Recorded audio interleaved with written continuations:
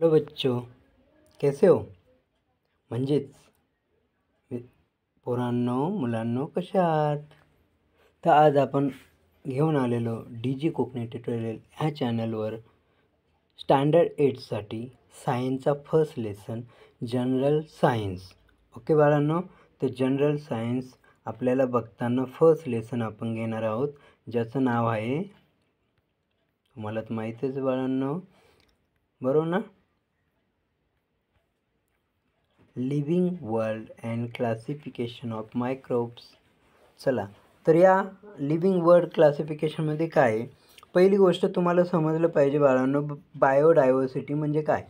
तर बायोडायव्हर्सिटी म्हणजे साधारणतः आपल्याला माहिती आहे लिव्हिंग थिंग्समध्ये आपल्या या वर्ल्डमध्ये या अर्थवर living things and non living things याच्या दोन गोष्टी पाहायला भेटतात. त्यामध्ये बायोडायव्हर्सिटी म्हणजे त्यामध्ये खूप सारी डायव्हर्सिटी म्हणजे व्हेरिएशन आपल्याला पाहायला भेटतं, ज्यामध्ये लिव्हिंग थिंग्समध्ये पण खूप साऱ्या गोष्टी आपल्याला पाहायला भेटतात. आणि त्याचं रिझन आहे जॉग्राफिकल रिजन असो, फूड इंजेक्शन असो, डिफेन्स असो, म्हणजे या सर्व गोष्टी आपल्याला वेगवेगळ्या पाहायला भेटतात.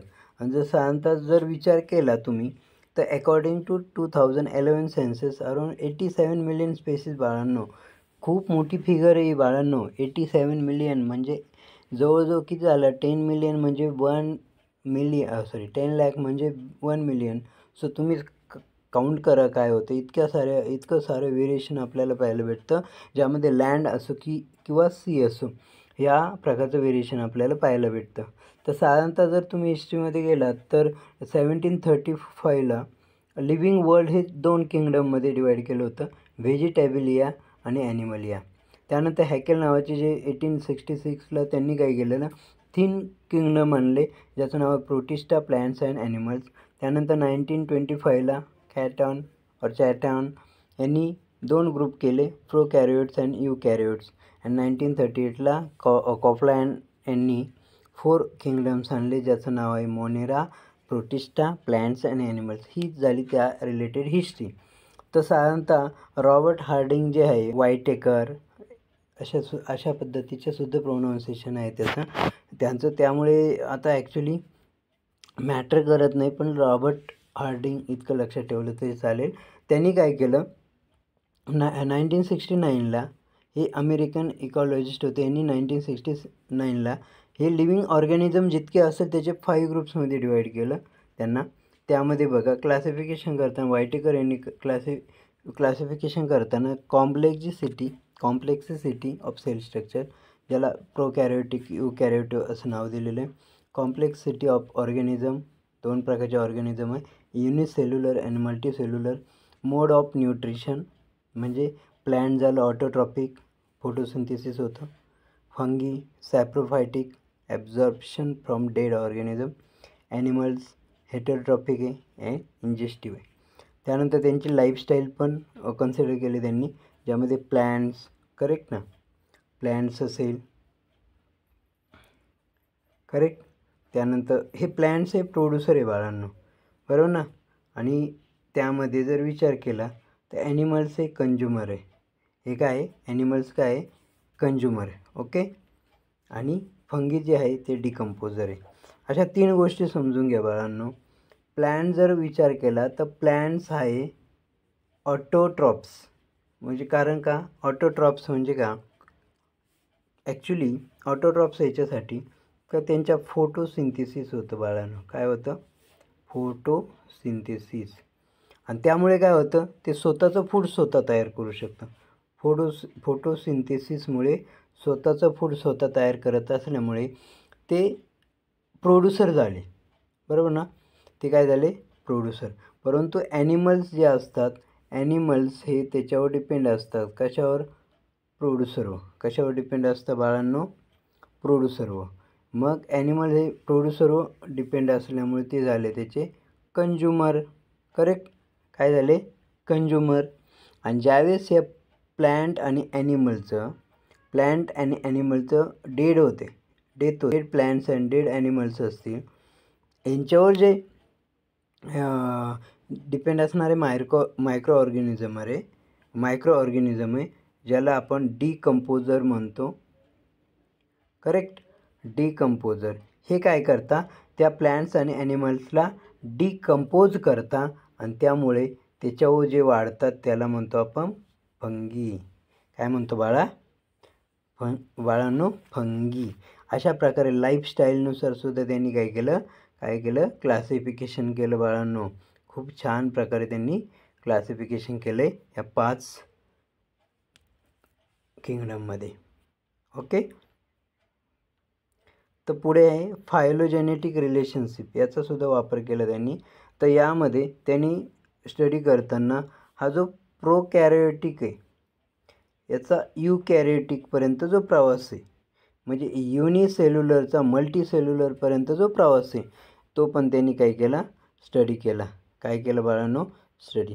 मग यामध्ये चार्टमध्ये तुम्हाला समजून जाईल की कसे ॲक्च्युली त्यांनी स्टडी केला. ज्यामध्ये बघा लिव्हिंग ऑर्गॅनिझम पहिल्यांदा त्यांनी काय केले, 2 भागात डिवाईड केले. याला म्हणतो प्रोकॅरियोटिक आणि दुसरा होता युकॅरियोटिक. ओके. कॅरियोट्स किंवा कॅरियोटिक. ओके. तर यामध्ये त्यांनी काय केलं, सेलचं जे स्ट्रक्चर आहे या ठिकाणी दिलेलं आहे बघा तुम्हाला. हे जे प्रोकॅरियोटिक आणि युकॅरियोटिक सेल स्ट्रक्चर कसं आहे, कॉम्प्लेक्झिटी कशी आहे त्याची, किती कॉम्प्लेक्स आहे त्यानुसार त्यांनी डिवाईड केलं त्यांना मेनली. त्यानंतर प्रोकॅरियोटिक कधी होऊया आपण युनिसेल्युलर. हे प्रोकॅरियोट्स जे असतात ना ते फक्त युनिसेल्युलर असतात आणि त्यामध्ये स्पेशली एकच किंगडम पाहायला भेटतो आपल्याला, ज्याचं नाव आहे मोनेरा. किंगडम 1 काय आहे बाळांनो? मोनेरा. ओके. हा झाला प्रोकॅरियोटचा इतिहास, म्हणजे प्रोकॅरियोटची हिस्ट्री. आता दुसरा जो टाईप केला त्याने, दुसरा जो क्लास पडला ज्याचं नाव आहे युकॅरियोट्स.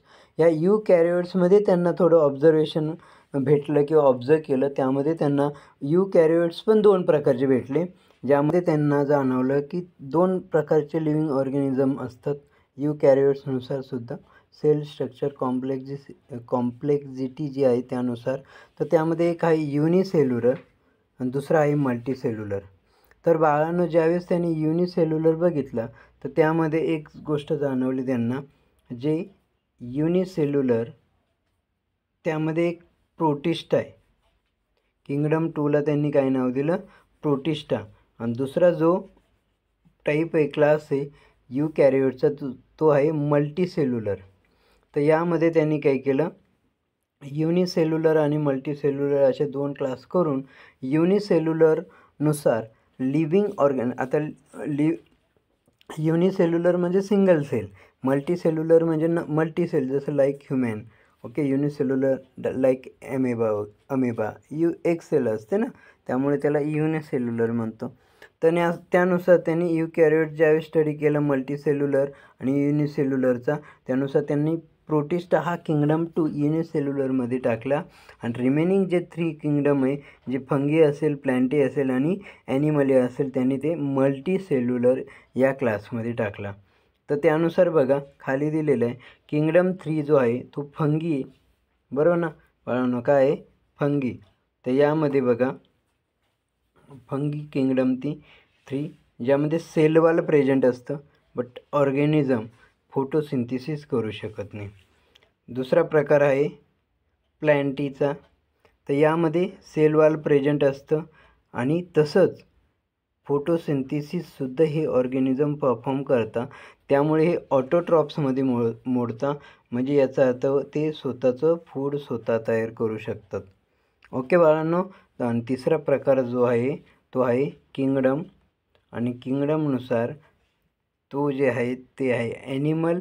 आणि ॲनिमलला सेलवाल नसते बाळांनो. सेलवाल नसल्यामुळे ऑर्गॅनिझम फोटोसिंथेसिस पण करू शकत नाही आणि स्वतःचा फूड स्वतः तयार करू शकत नाही. परंतु फंगीमध्ये सेलवाल असतानाही ते ऑर्गॅनिझम जे असतात ते फोटोसिंथेसिस करत नसल्यामुळे ते हेटेरोट्रॉप्स आहे.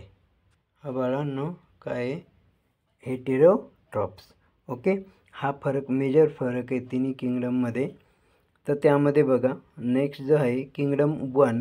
तर किंगडम 1चा आपण ज्यावेळेस स्टडी करतो त्यावेळेस आपल्याला अशा काही गोष्टी जाणवतात.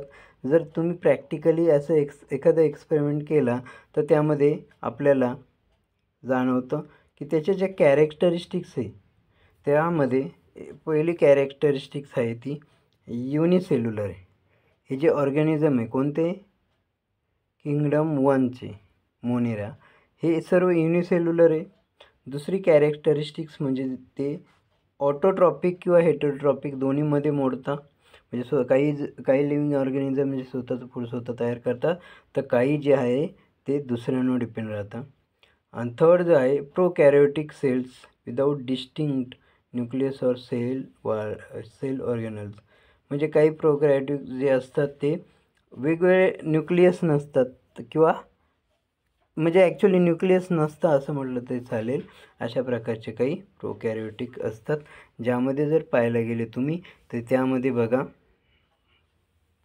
त्यामध्ये बघा हे काही एक्झाम्पल दिलेले, यामध्ये clostridium tenami tetani, then streptococcus pneumoniae, then treponema pallidum, then salmonella typhi, then legionella pneumoniae, then clostridium botulinum and staphylococcus aureus. हे जे किंगडम 1चे मोनेराचे एक्झाम्पल आहे.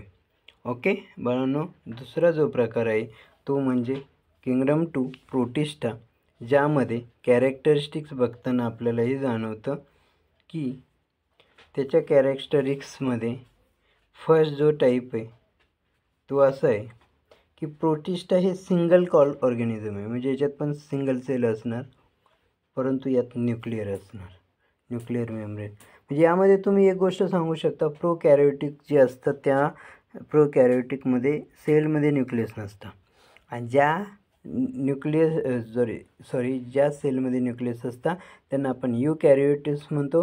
आणि त्यानुसार हा किंगडम 2 हा जो प्रोटिस्टा जो पार्ट आहे तो युकॅरियोट्स आहे, कारण त्याच्या न्यूक्लियस प्रेझेंट आहे. ओके, त्यानंतर सेकंड आहे स्युडोपोडिया और hair like cilia, whip like flagella for locomotion. म्हणजे काय, स्युडोपोडिया म्हणजे त्यांच्याकडं असं एक हेअर लाईक ते असतं की जे स्वतःला प्रोटेक्ट करू शकतात. म्हणजे डिझास्टर कंडिशनमध्ये किंवा जसं अमिबा आहे तो डिझास्टर कंडिशनमध्ये स्वतः स्युडोपोडियाच्या या नेचरमुळे तो स्वतःला प्रोटेक्ट करू शकतो बाहेरच्या ॲटमॉस्फिअरपासून. अशा प्रकारचं ते कॅरेक्टरिस्टिक्स त्याच्याकडे आपल्याला पाहायला भेटतं. तसंच हे जे ऑटोट्रॉप्स आहे, हे जे प्रोटिस्टा जे असतात ते काय आहे, ऑटोट्रॉप्स आहे. Like euglena volvox contain chloroplast. Okay, म्हणजे सर्वच नाही आहे, परंतु काही ऑटोट्रॉप्स आहे काही हेटेरोट्रॉप्स आहे. ऑटोट्रॉप्समध्ये इग्लिन आहे, बट हेटेरोट्रॉप्स अमिबा पॅरामोसियम हे काय हेटेरोट्रॉप्स आहे. काय बाळांनो, हेटेरोट्रॉप्स. मग आता युग्लिना बघा, हा युग्लिना आहे,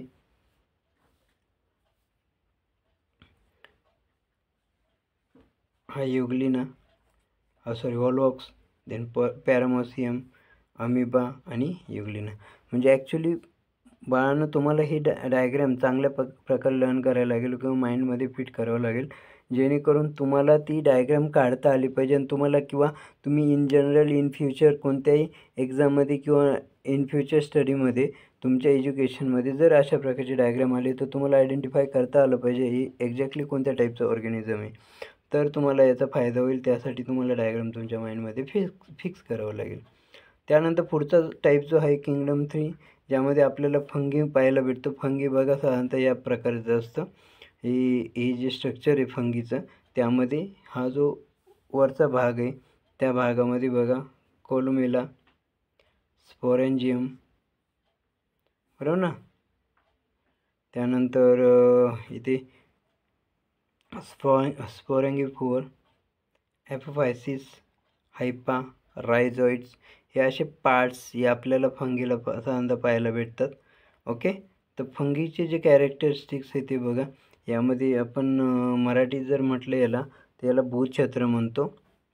हे जे आहे ना भूछत्र म्हणजे असं घराच्या कोपऱ्या भिंतीच्या कोपऱ्याला येतं, बरोबर ना.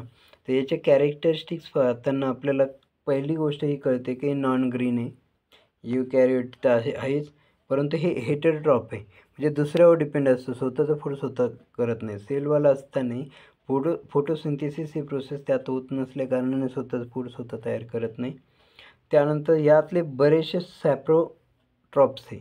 तर सॅप्रोट्रॉप्स म्हणजे एक्झॅक्टली वर्ड काय, मिनिंग काय बाळांनो, तर त्याचं मिनिंग आहे जे ऑर्गॅनिझम डिके आणि जे डेड जे मटेरियल असतात ना, ऑर्गॅनिक मॅटर, त्याच्यावर जे डिके झालेले, डिकम्पोज झालेले अशा भागावर किंवा अशा ठिकाणी यांची ग्रोथ होते आणि म्हणून त्याला काय म्हणतो आपण, सॅप्रोट्रॉप्स. ओके. थर्ड पॉईंट जर बघितलं तुम्ही तर साधारणतः हे जे यांची सेल वाल आहे ती टप असते. कशी असते बाळांनो, फंगीची टप असते आणि एक कॉम्प्लेक्स शुगर आपल्याला त्यामध्ये पाहायला भेटते ज्याला कायटिन म्हणतात. काय म्हणतात बाळांनो, कायटिन. आणि त्यात काही फंगी जे आहे थ्रेड लाईक आणि मेनी न्यूक्लियर जे असतात ते सायटोप्लाझममध्ये प्रेझेंट असतात. कशात प्रेझेंट असतात, सायक्लोप्लाझम. आणि एक्झाम्पलच्या याच्यात बघितलं तर बेकर ईस्ट असेल, बेकरीमध्ये जे ईस्ट असतं ना, पाव वगैरे किंवा बेकरी प्रॉडक्ट तयार करण्यासाठी जो ईस्ट वापरला जातो तो एक फंगीचा टाईप आहे. त्यानंतर ॲस्पॅरिजिलियस, ज्यामध्ये कॉर्न असतं ना, कॉर्न आपलं खायचं, त्यावर फंगस जे असतं ते. पेनिसिलियम. ओके. मशरूम तर तुम्हाला माहिती आहे चांगल्या प्रकारे, याला भूछत्र ज्याला म्हणतो ना, त्यालाच इंग्लिशमध्ये मशरूम म्हणतात. ओके बाळांनो. तर यानुसार फंगीचं आपण कॅरेक्टरिस्टिक्स बघून फंगीचं आपण वायटेकर यांनी जे एक्सप्लेनेशन केलेलं आहे त्यानुसार त्यांनी सांगितले. ओके. जे बाकींनी 5 किंगडम सिस्टीम जी आहे ती इतरांनी ॲक्सेप्ट केली. यातले काही सम फंगीस आहे. ओके. तर यामध्ये बघा मायक्रोबचं क्लासिफिकेशन करताना यामध्ये 2 प्रकारे केलेले आहे. काही मायक्रोबची जी साईज आहे ती साईज बघा यामध्ये 10⁶ मायक्रोमीटर आहे. ओके. आणि काही जे आहे 10⁹ नॅनोमीटर अशा 2 प्रकारचे साईज आपल्याला यामध्ये पाहायला भेटते. आणि मायक्रो ऑर्गॅनिझममध्ये प्रोकॅरियोट्समध्ये जे असतात ते बॅक्टेरिया असतात आणि युकॅरियोट्समध्ये प्रोटिस्टा, फंगी आणि अल्गी असे 3 प्रकारचे युकॅरियोट्स असतात. ओके. तर या पद्धतीने तुम्ही समजून घेऊ शकतात. आता यामध्ये जर मायक्रो ऑर्गॅनिझमचं क्लासिफिकेशन पाहताना जर आपण बॅक्टेरिया पाहिला तर बॅक्टेरियाची साधारणतः साईज जी असते ती साईज असते 1 मायक्रो टू 10 मायक्रोमीटर. ओके बाळांनो. याची साईज काय आहे, 1 मायक्रोमीटर टू 10 मायक्रोमीटर. त्यामध्ये बॅक्टेरिया हा युनिसेल्युलर असतो. ओके. इंडिपेंडंट म्हणजे आपण ज्याला म्हणतो ना आपण पॅरासिटिक, तर त्या पद्धतीचा असतो. त्यानंतर काही बॅक्टेरिया जे असतात ते टुगेदर फॉर्म कॉलनी म्हणजे एकत्र येऊन असं कॉलनी तयार करतात. कॉलनी जसं म्हणतो ना आपण, खूप सारे लोक एकत्र येऊन राहतात त्याला कॉलनी म्हणतात. तसं हे खूप सारे बॅक्टेरिया एकत्र येऊन टुगेदर येऊन यामध्ये कॉलनी तयार करतात. हे जे बॅक्टेरिया सेल आहे ती प्रोकॅरियोटिक विथ सेल वॉल, यांना सेल वॉल असतात परंतु न्यूक्लियस किंवा सेल ऑर्गॅनल्स नसतात आणि त्याच्यामुळे हे प्रोकॅरियोटिकमध्ये मोडतात. त्यानंतर हे जे आहे ते सिम्पल बायनरी फिशनने तयार होतात. आणि जर फेवरेबल कंडिशन असेल बॅक्टेरियाला ग्रो होण्याची, ती साधारणतः जर चांगली असेल तर साधारणतः 20 मिनिटाला ते डबल होतात. 20 मिनिटाला ते काय होतात, डबल होतात. अशा पद्धतीने बॅक्टेरियाविषयी आपण माहिती घेऊ शकतो. ज्यामध्ये काही बॅक्टेरिया जे आहे ते बघा कोकस असेल, कोकोबॅसिलस असेल, बॅसिलस असेल, स्पिरिलम असेल, असे काही बॅक्टेरिया आपण साधारणतः व्हिब्रिओ असेल, असे काही साधारणतः बॅक्टेरिया आपण पाहू शकतो. त्यानंतर दुसरा टाईप्स आहे बाळांनो प्रोटोझोआ. तर प्रोटोझोआ पाहताना बघा तर प्रोटोझोआ हा सॉईलमध्ये सापडतो बाळांनो. कुठे सापडतो, soil, fresh water, C water अशा 3 ठिकाणी आपल्याला पाहायला भेटतो. हे जे बॉडीमध्ये आपल्याला साधारणतः पाहतात त्याला आपण पॅथोजेनिक म्हणतो, बरोबर ना. आणि हे युनिसेल्युलर ऑर्गॅनिझम असून हे युकॅरियोटिक सेलमध्ये मोडतात. आणि अजून जर त्याचं कॅरेक्टरिस्टिक सांगायचं ठरलं तर ते युनिसेल्युलर असून त्यांचं जे मोड ऑफ न्यूट्रिशन असतं ओके प्रोटोझोन्स, आणि यामध्ये सेल स्ट्रक्चर जे पाहायला भेटतं त्यामध्ये खूप सारं व्हेरिएशन असतं, आणि ऑर्गन्स असेल किंवा मोड्स ऑफ न्यूट्रिशन असेल यामध्ये सुद्धा आपल्याला वेगवेगळ्या गोष्टी पाहायला भेटतं. या प्रोटोजोआच्या बाबतीत आपण या गोष्टी सांगू शकतो. तसंच हे जे तयार होतं त्यांच्यात सेल डिव्हिजन झाल्यामुळे तयार होतात, आणि जर एक्झाम्पल पाहिलं तर अमिबा असेल किंवा पॅरामोसियम असेल, त्यानंतर एंटामोबिया किंवा हिस्टोलायटिया किंवा लायटिका, अशा पद्धतीने आपण काय करू शकतो बाळांनो, त्यांना लक्षात ठेवू शकतो. ओके, सो प्लाझ्मोडियम वायवॅक्स नावाचा जो प्रोटोझो आहे जर बॉडीमध्ये पाहायला भेटला तर त्याच्यामुळे मलेरिया होतो बाळांनो. कोणता? मलेरिया. आणि युग्लेना नावाचा जो प्रोटोझो आहे तो काय आहे? ऑटोट्रॉपिक आहे, स्वतःचं फूड स्वतः तयार करतो, तो इंडिपेंडंट असतो, कोणावर डिपेंड नसतो. ओके बाळांनो, त्यानंतर हे पॅरामोसियम झालं, त्यानंतर हे त्याचे एक्झाम्पल झाले युग्लिना, पॅरामोसियम. ओके बाळांनो, तर पुढचा टाईप आहे फंगी. ओके, तर फंगीचे कॅरेक्टरिस्टिक्स बघताना आपल्याला साधारणतः साईज बघावं लागेल. साईजचा जर विचार केला तर साधारणतः आपल्याला 10 मायक्रोमीटर टू 100 मायक्रोमीटर ही साईज पाहायला भेटते. त्यामध्ये ते डिकिंग मॅटर वाढतात, डेड बॉडीज वगैरे असेल ना प्लॅन्ट्स ॲनिमलची त्याच्यावर. आणि तसंच हे युकॅरियोटिक ऑर्गॅनिझम असून युनिसेल्युलर आहे, जे आपण डोळ्यांनी बघू शकतो. काही, सर्वच नाही, पण काही जे फंगी ते आपण आपल्या डोळ्यांनी पण पाहू शकतो. हे ट्रॉपिक पण असतात. त्याचं रिझन आहे हे जे फूड आहे, त्यांचं जे फूड आहे कोणतं असेल, त्यांना जे लागतं ते डिकिंग ऑर्गॅनिक मॅटर वाढतं किंवा डिकिंग ऑर्गॅनिक मॅटर असतं त्या ठिकाणी, त्यालाच ते फूड मानून ते खातात आणि त्यावर त्याची ग्रोथ होते. तसंच हे जे फंगी आहे ते फंगी 2 प्रकारे रिप्रोड्यूस होऊ शकतं. पहिला जो प्रकार आहे तो सेक्शुअली सुद्धा रिप्रोडक्शन होतं फंगीचं, आणि असेक्शुअली पण रिप्रोडक्शन होतं फंगीचं. तसंच बडिंग मार्फत सुद्धा यांची ग्रोथ होते. जसं पाहिलं तर बेकर्स ईस्ट, बेकरी प्रॉडक्ट जे वापरतो आपण त्यामध्ये ईस्ट वापरलं जातं. हे ईस्ट मायक्रो ऑर्गॅनिझममुळे बेकरीचे प्रॉडक्ट जे असतात ते फुगतात आणि ते आपण ते खातो. म्हणजे ॲक्च्युली काही जे मायक्रो ऑर्गॅनिझम आहे, सर्वच मायक्रो ऑर्गॅनिझम आपल्याला घातक नाही. Some are the hazardous but some are the favourable for our daily routine. Okay, so like lactobacilli which is present in the milk, yeast is present in the bakery product. Okay, so candida and mushroom या टाईपचे सुद्धा काही आपल्याला fungi पाहायला भेटतात. Plasmodium हा बघा इथे दिलेला आहे, ज्याच्यामुळे मलेरिया होऊ शकतो. ओके, त्यानंतर algae बघा 10 मायक्रोमीटर टू 100 मायक्रोमीटर इतकी साईज असते. हे ॲक्वॅटिक आहे. algae म्हणजे ॲक्वॅटिक म्हणजे जे वॉटरमध्ये प्रेझेंट असतं त्याला ॲक्वॅटिक म्हणतो. हे युकॅरियोटिक असून युनिसेल्युलर आहे आणि ऑटोट्रॉपिक पण आहे. यामध्ये फोटोसिंथेसिस होते, आणि फोटोसिंथेसिस प्रोसेस कशाचा वापर करून होते? क्लोरोफास्ट, ज्याला क्लोरोफिल पण म्हणतो आपण. ओके, आणि एक्झाम्पल जर पाहायचं ठरलं तर क्लोरेला असेल, डोमेनस असेल. ओके, आणि काही फ्यू स्पेशीज जे algaeचे असतात ते युनिसेल्युलर आहे, परंतु बरेचसे जे algaeचे जे लिव्हिंग ऑर्गॅनिझम पाहतो ते मल्टीसेल्युलर असतात, आणि जे आपण डोळ्यांनी पण बघू शकतो. अशा प्रकारचे algae जे आपण डिफरंट पाहू शकतो. यामध्ये इकडं पिक्चर दिले बघा, प्लाझ्मोडियम असेल, सॅक्रमायसिस असेल, क्लोरेला असेल, देन टोमॅटो विल्ट व्हायरस असेल. टोमॅटो विल्ट व्हायरस म्हणजे टोमॅटो जो व्हायरस येतो त्यामुळे टोमॅटो खराब होतात, ते या ठिकाणी दिलेलं आहे.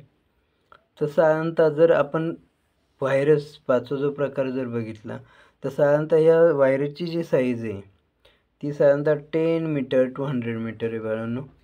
आणि जनरली हे जे व्हायरस असतात ते लिव्हिंग ऑर्गॅनिझम, आपण त्यांना लिव्हिंग ऑर्गॅनिझम कन्सिडर नाही करत, हे फक्त ऑर्गॅनिझम आहे. कारण हे as of the living and non living they are study under microbiology. म्हणजे तसं पाहिलं ते दोघांवर पण वाढतात.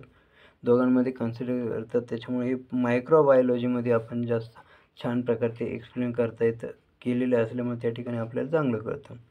हे जे व्हायरस आहे extremely minute they are 10 to 100 times smaller than bacteria.